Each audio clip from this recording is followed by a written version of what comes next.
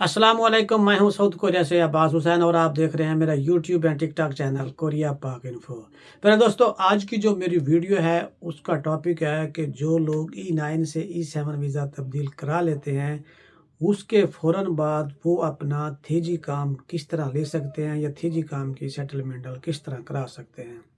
मेरे दोस्तों, सबसे पहली बात तो ये है कि जैसे ही आप E9 वर्कर कोरिया में अपना कॉन्ट्रैक्ट का टाइम कंप्लीट करके पाकिस्तान जाने लगते हैं, उस टाइम आपको सारे का सारा थीजी काम मिल जाता है, जो कि आपको 70% एयरपोर्ट पे मिलता है और बाकी आपको मालिक की तरफ से मिलता है।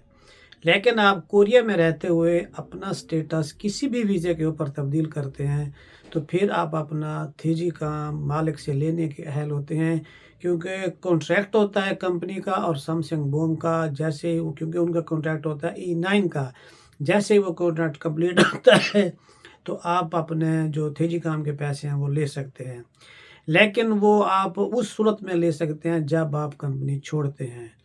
अगर कंपनी आप नहीं छोड़ते तो फिर भी आप इसे कैसे ले सकते हैं? उसके लिए ये है कि या तो आप अपना वीज़ा ख़त्म करके वापस जाएँ, फिर मालिक आपको दे देगा, या फिर आप कोरिया में अपना छुनसे के ऊपर घर लें, फिर आपको मिल सकेगा। या फिर आप अपना जो है कोरिया में कोई जायदाद या प्रॉपर्टी वग़ैरह ख़रीदें, तो उस सूरत में आपको मालिक आपका थीजी काम देने का पाबंद हो जाता है।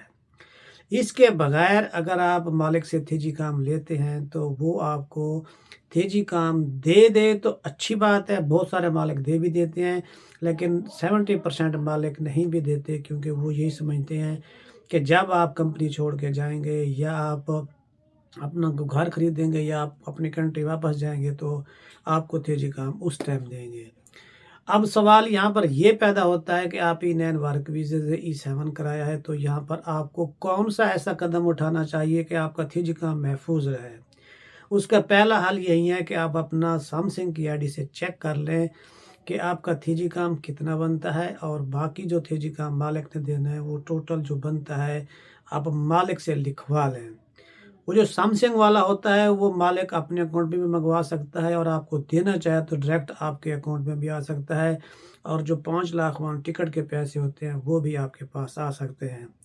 अब मालिक आपको नहीं देता, मालिक से रिटर्न में लिखवा लें या उनसे पेपर ले लें कि सैमसंग के आप कितने आपके पास आए हैं, या जो मेरा आपके पास बनता था 3 सालों का 5 सालों का वो कितना है मुझे लिख के दे दें। इस तरह दे देता है तो आपके पास एक रिकॉर्ड होगा, जब आप कंपनी छोड़ेंगे तो मालिक आपको वो तेजी काम दे देगा। अक्सर मालिक करते ऐसे हैं कि वो इस तरह बना के नहीं देते, और फिर वो सही तरह से ये नहीं बताते कि आपका पिछला तेजी काम कितना था या आपका नया तेजी काम कितना है। उसमें कुछ ना कुछ 90% मालिक रद्द-बदल कर जाते हैं।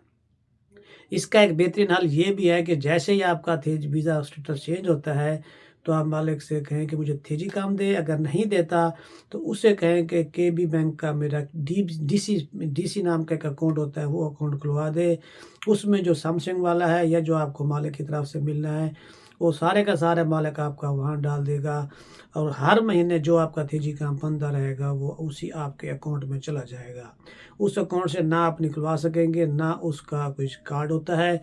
वो आप जब कंपनी छोड़ेंगे या कोई कोरिया में जायदाद खरीदते हैं या घर चुनसे पे लेते हैं, तो फिर ही वो आप निकलवा सकते हैं, वरना जब आपका कॉन्ट्रैक्ट कंप्लीट करके कंपनी छोड़ेंगे, तो फिर ही वो आपको थीजी काम मिल सकता है। पैसे जो थीजी काम के होते हैं वो आपकी बेसिक सैलरी और उसके ऊपर जो आपका हर महीने और टाइम लगता है या जो आपको बोनस मिलता है, ये 3 चीज़ों को मिलाकर आखिरी 3 तनख्वाहें जिसमें आपने काम किया होता है, उसको देखकर थीजी काम बनाया जाता है। फिर वो उसी को फिर आप एवरेज कर लेते हैं कि जो है ना टोटल जो वो 3 साल काम किया, 5 साल काम किया, किस तरह मिल सकता है। आपके पैसे कहीं नहीं जाते, घबराने की कोई बात नहीं है। अगर आप कोई मसला बनता है E7 पे या E9 पे चले जाते हैं, तो आप पाकिस्तान जाकर भी ले सकते हैं, या कोरिया में कोई इश्यू बन जाता है या कोई स्टेटस किसी और स्टेटस पे चले जाते हैं, जो कि बताने के काबिल नहीं होता, फिर भी आपको यहाँ रहते हुए 3 साल का टाइम होता है कि आप जाने से पहले आप उसके लिए अप्लाई करेंगे तो वो आपको मिल जाएगा। E7 वाले ख़ास तौर पर इस तरीके को लाज़मी अपनाएँ, क्योंकि इससे आपकी ये जो बचत होती है वो महफूज़ हो जाती है और आपको बाद में परेशानी नहीं होती। जज़ाकल्लाह।